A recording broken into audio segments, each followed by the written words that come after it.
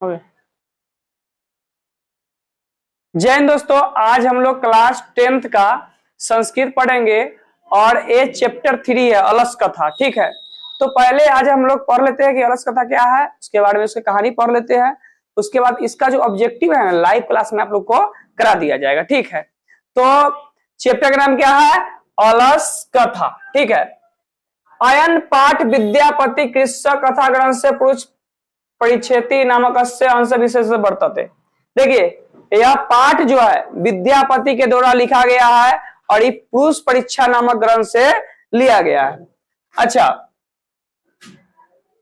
इसमें मानव गुण के बारे में वर्णन है और यह पाठ जो शिक्षा देती है दोष निराकरण की शिक्षा देती है।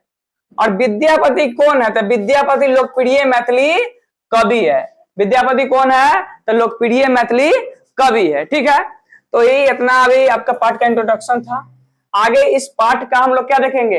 अनुवाद देखेंगे। ठीक है, चलिए।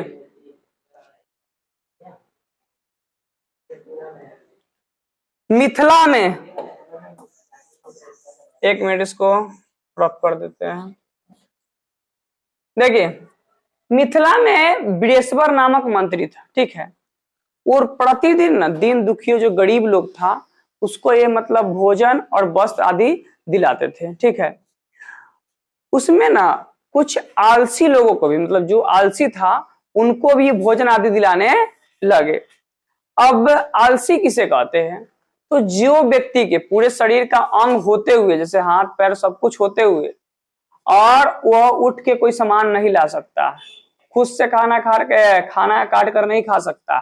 ठीक है, तो ऐसे व्यक्ति क्या होते हैं? आलसी। मतलब देहाती भाषा में इसको हम लोग कोढ़िया भी कह सकते हैं। ठीक है, तो कोढ़िया में जो सबसे उच्च क्वालिटी के कोढ़िया है उस पर ही कहानी आधारित है। ठीक है, तो आलसी क्या होता है? तो आलसी क्या होता है आप लोग को समझा दिए।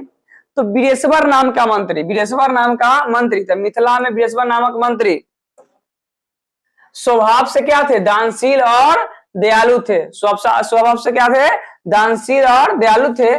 प्रतिदिन दिन दुखियों और अनाथों को भरपेट भोजन दिलाते थे और उनमें आलसी लोगों का भी अन्न वस्त्र आदि दिला देते थे, क्योंकि अभागों में आलसी लोगों के स्थान सबसे ऊपर है, जो सब कुछ होते हुए भी कुछ करना नहीं चाहते हैं। चलिए आगे देखिए, फिर कहता है आलसी पुरुषों को काफी धन आदि मिलता। यह सुनकर ना जो आलसी न था ना वो भी बनावटी आलसी बनाकर यहाँ आने लगा और भोजन करने लगा। अब धीरे धीरे जो एक आलाशाला बनाया हुआ था जिसमें आलसी लोग रहता था, उसको खाना वाना मिलता था, तो धीरे धीरे बनावटी आलस बनाकर मतलब बहुत सारा लोग आने लगे। अब इससे आलशाला में खपत बढ़ गया। आलशाला में खपत बढ़ गया तो वहां के अधिकारी सोचा कि अगर इस तरह से अगर खपत बढ़ते रहा तो मंत्री जी का क्या होगा? कहीं मंत्री जी का लोटिया उटिया ना डूब जाए।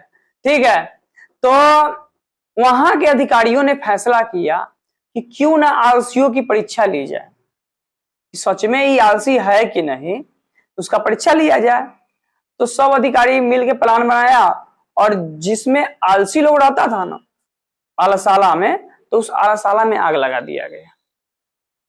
अब जितना जो धूर्त व्यक्ति था, चालाक व्यक्ति था, जो बनावटी आलसी करके मतलब आलशाला में रह रहा था, तो देखा कि आग लगा, वैसी सब भागने लगा। तो धीरे धीरे लगभग पूरे आलसी भाग गया था, बस 4 आलसी बचा था। 4 आलसी बचा था, उस सोए सोए मतलब परस्पर बात करने लगा। तो पहला आलसी उसमें क्या बोला? आपको एग्जाम में पूछेगा कि पहला आलसी ने क्या बोला, दूसरा आलसी ने क्या बोला, तीसरा आलसी ने क्या बोला, चौथा आलसी ने क्या बोला। तो पहला आलसी बोला कि कैसा कोलाहल हो रहा। तो दूसरा कहता है कि सोया हुआ है, मतलब सोए सोए बोला, मतलब पूरे आलशाला में आग लगा हुआ है। ठीक है, तो पहला बोलता है कैसा कोलाहल है, तो दूसरा कहता है कि लगता है ना कि घर में आग लग गई। तो दूसरा क्या बोला कि घर में आग लग गई। तीसरा कहता है कि कोई धार्मिक व्यक्ति नहीं है जो हम लोग को भींगा हुआ कंबल या चटाई उड़ा दे।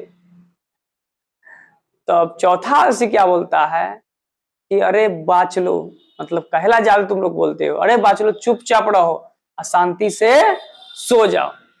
अब चौथा आलसी जब ये बात बोला कि अरे बाचलो चुपचाप रहो, शांति से सो जाओ, इसका मतलब कि सब मर जाता होगा लेकिन उठता नहीं।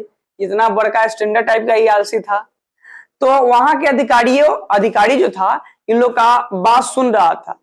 तब क्या करता है कि सोचा कि अगर इसको छोड़ देंगे तो मारा पड़ जाएगा, ठीक है। इसलिए क्या किया, उस वहां के अधिकारियों ने चारों आलसी को बाल पकड़कर उस आलसाला से बाहर निकाला, ठीक है।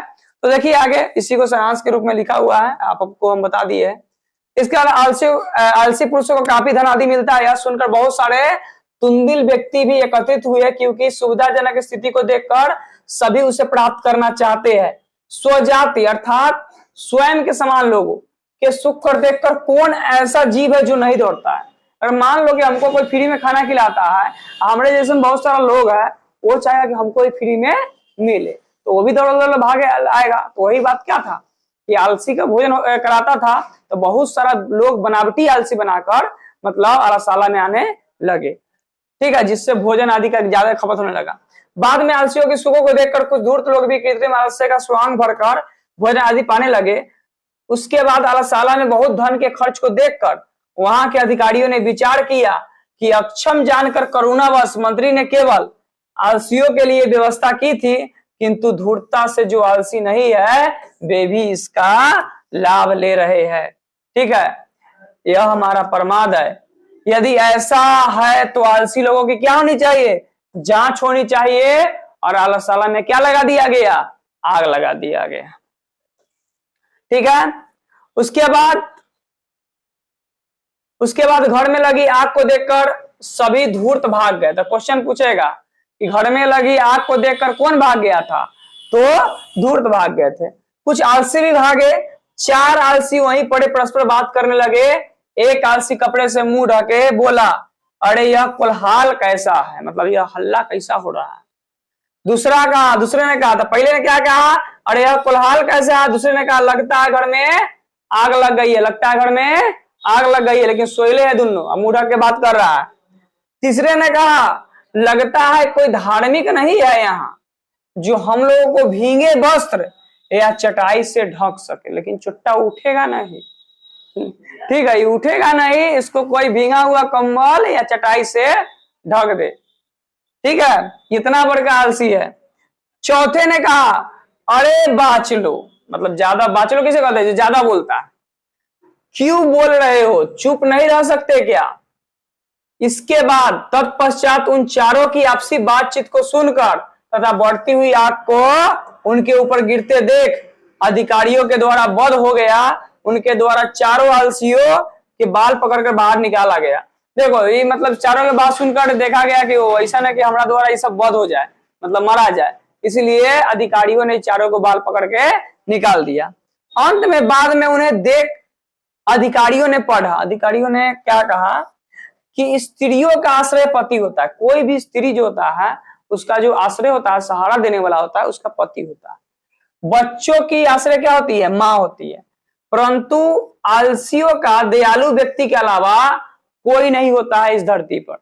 जो आलसी लोग है उसको मत कौन कर सकता है, सिर्फ दयालु लोग। इसके बाद उन चारों आलसियों को मंत्री के द्वारा अधिकाधिक वस्तु आदि दिलवाई गई, मतलब उसको इनाम मिला कि तुम ही 4 गो ओरिजिनल आलसी हो, ठीक है। तो चलिए यह कहानी यहीं पर समाप्त हुआ।